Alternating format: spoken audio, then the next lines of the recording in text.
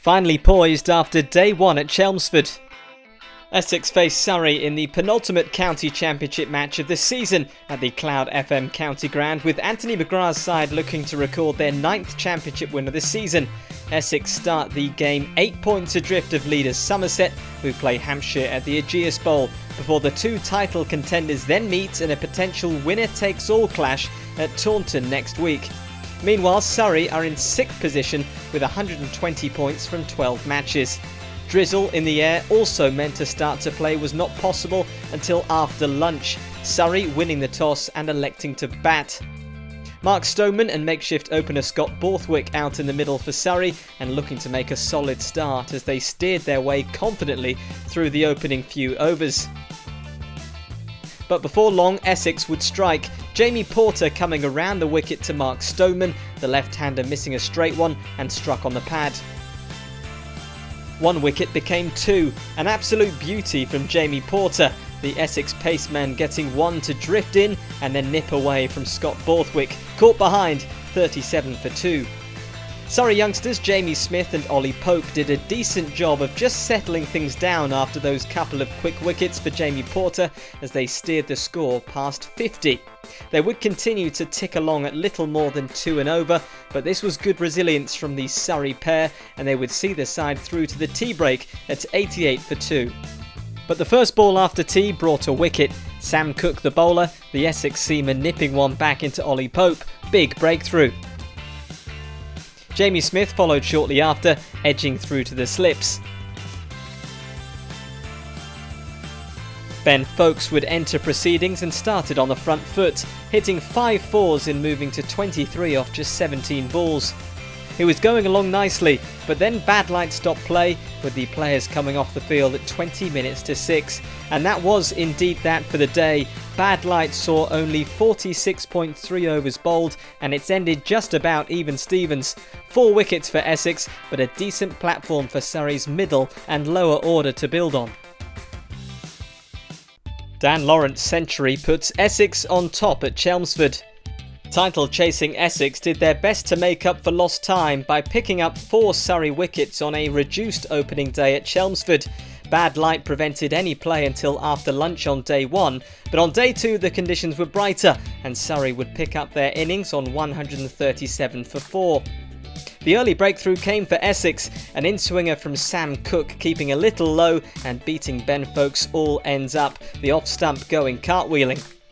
Essex would get on top with the 6th Surrey wicket, Ricky Clark poking at a Porter delivery, the catch taken by Harmer. Essex were running riot as Will Jacks became the 7th man to go, a super catch from Wheater off the bowling of Cook. Surrey were collapsing and the 8th wicket fell with Plunkett on his way for a duck, a jaffer from Jamie Porter, the Essex title hopes alive and kicking. Porter would then seal his fifer. From around the wicket, the Essex paceman firing one into the stumps of Morne Morkel.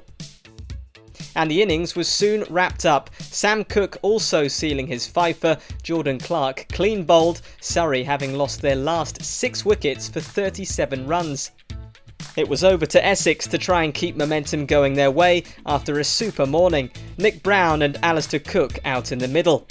It was a watchful start from the opening pair, but just as lunch was looming, the breakthrough came. Nick Brown neither forward nor back to a good length ball from Jordan Clark. Lunch arriving with Essex 26 for 1 in response to the 174 from Surrey, an intriguing second session ahead. Shortly into the afternoon and Essex were 2 down. Jordan Clark's first ball after lunch, smacking Tom Wesley on the pad, and up goes the finger. Dan Lawrence joined Cook in the middle and hit a couple of boundaries off Jordan Clark. But then a huge wicket in the title race. Alistair Cook gone for 24 runs, Jordan Clark again, full and straight and plumb. Essex 3 wickets down, but Lawrence was looking solid alongside new batsman Ravi Bopara. And the pairing were doing a fine rebuilding job. They would take the score past 100 and Essex were looking in a much healthier position now. Dan Lawrence was soon celebrating one of the most important half-centuries of his career so far, this turning into a vital 4th wicket stand. and this pair would make it through to tea with their partnership at 66 runs and Essex trailing by just 53 runs. The evening session brought a change of fortunes for Surrey though, Morne Morkel steaming in and bowling Ravi Bopara, a peach from the South African. Dan Lawrence was looking unperturbed though as he played some lovely strokes, including a 6 off the bowling of Amar Verdi. Lawrence playing the leading role with captain Tenduscarter well set at the other end, and soon enough they were moving into the lead, past Surrey's first innings total. Dan Lawrence cutting Scott Borthwick behind point to take his side to 200, and an important first batting bonus point. That meant no matter the outcome at Southampton, Somerset can't win the title this week, and the title race would go into the final week. And more celebrations soon followed, with Dan Lawrence reaching his century, his 9th in first-class cricket. Lawrence would soon help Essex past 250 runs. With stumps looming, a late wicket did fall though, and it was the big one. Lawrence edging a delivery from Morkel, Borthwick with a fine catch in the slips, out for 147, a brilliant batting display from Lawrence. Still time for another wicket, as the night watchman didn't last long, Ricky Clark pinning Jamie Porter LBW in the penultimate over of the day. Close of play arrived with Essex 302 for 6, those couple of late wickets putting a slight dampener on what has been an otherwise dominant day for Essex. After Sam Cook and Jamie Porter skittled Surrey in the morning with 5 wickets each, Dan Lawrence's magnificent 147 has given Essex a healthy lead. Essex hammer Surrey to go top of Division 1. Dan Lawrence made a timely first championship century of the season as Essex built a first innings lead on day 2 against Surrey at Chelmsford. A wonderfully made 147 from Lawrence has put Essex in a strong position at 302 for 6 as day 3 gets underway. The question was how many more could they get today? Essex captain Ryan Tenduscarter resuming on 78 with wicketkeeper Adam Wheater yet to get off the mark. And they got off to a solid start on day 3, with Tenduscarter not taking long to reach his century, his 29th first-class century off just 120 balls. Tenduscarter wouldn't last much longer though, gone for 103, Verdi the bowler striking. Wheater was next to go for Essex, skipping down the track to spinner Amar Verdi, the lead at 161 runs. Essex would go past the 350 mark and secure the 4th batting bonus point.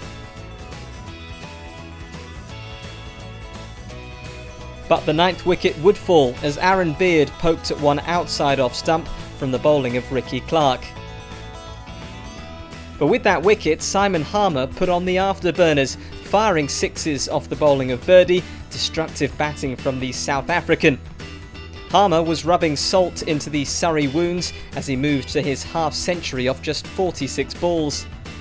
But the fun would stop as Sam Cook was the last man to fall, chipping a Verdi delivery to Borthwick at mid-on, Essex all out for 395, in command of this game with a first innings lead of 221.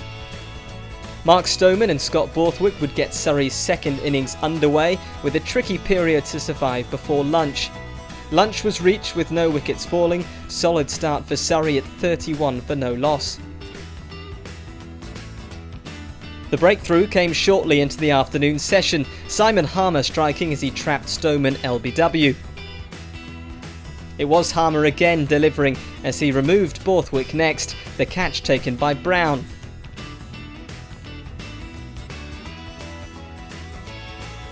Surrey would move past the 50 mark, but not long after, it was Harmer collecting his 3rd wicket. Jamie Smith trying to clip the Essex spinner away, pinned LBW. Harmer was continuing on his merry way as he found another. Ollie Pope picking out Lawrence in the leg side, gone for 30 runs, Surrey 80 for 4. And he completed his fifer as Will Jacks was removed first ball. Ricky Clark would survive the hat-trick ball, but brilliant bowling by Harmer. 2 of Surrey's experienced heads, Ben Foakes and Ricky Clark, calmed things down a little after those clatter of wickets, and they would steer Surrey through to tea at 110 for 5, Surrey facing an uphill task. In the evening session, Porter would join the party and remove Clark, Surrey 6 down. Harmer found his 6th wicket next, as he trapped Ben Folkes for 15 runs, Essex sensing victory.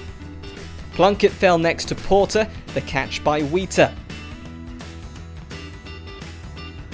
But the Surrey pair of Jordan Clark and Morné Morkel would show some resilience, blocking everything in sight. At one stage there were 6 maidens in a row. After 90 minutes of resistance, the breakthrough. Jordan Clark departing for 33, the Surrey all-rounder trying to cut Ravi Bopara away, Essex needing one more wicket to go top of Division 1. And despite the best efforts of Morné Morkel, Essex did seal the deal. Simon Harmer finishing things off by bowling Morkel, the Essex spinner finishing with 7 for 58. Essex beating Surrey by an innings and 40 runs, and they go top of Division 1 and lead Somerset by 12 points heading into their vital clash next week.